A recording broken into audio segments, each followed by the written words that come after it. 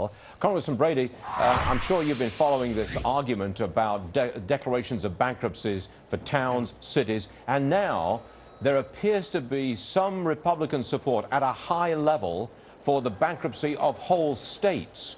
Are you in favor of changing the laws, changing the rules, so that a state could declare bankruptcy? Still studying it. This may be a tool, Stuart, that's sort of a last resort tools that a state needs to be able to deal with their unfunded pension liabilities.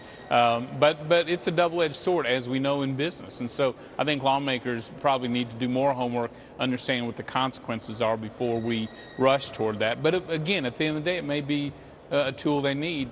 Couple thoughts. One, states need to know there are no more bailouts coming from Washington. Truth is, our finances are in worse position than they are long term. So that money's just not coming down to them. In fact, they're going to see a reduction in spending and hopefully a reduction in the mandates and the strings that go with it. Secondly, states, I think a lot of states are starting to address their finances in a major way. Governor Christie is really sort of the model on the pension side of it, but there's going to be pressure too from Washington to reveal those unfunded liabilities. Oh, speaking of debt and liabilities, I want to get your initial reaction to the news we got about 40 minutes ago from the Congressional Budget Office.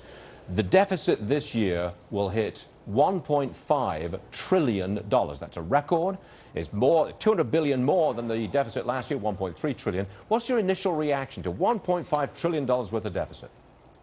Not only is it staggering, but what a disconnect it is this morning from last night's State of the Union speech. We heard a lot about competitiveness, but overall spending more on this, spending more on this, spending more on that, and clearly we don't have any more money to spend. And while the president gave a nod to some savings, boy, if these deficits long-term, Paul Ryan's response last night was the right one. We really are headed toward a financial cliff here unless we move boldly right now. We can do it, but today's news sort of reinforces it's the saving, it's the spending we need to focus on. Yes, sir. Kevin Brady, Republican, Texas, a frequent guest on this program. Thanks for coming back again, sir. And thanks for that good analysis that we got of that news. That's good stuff. Kevin, thanks a lot, sir.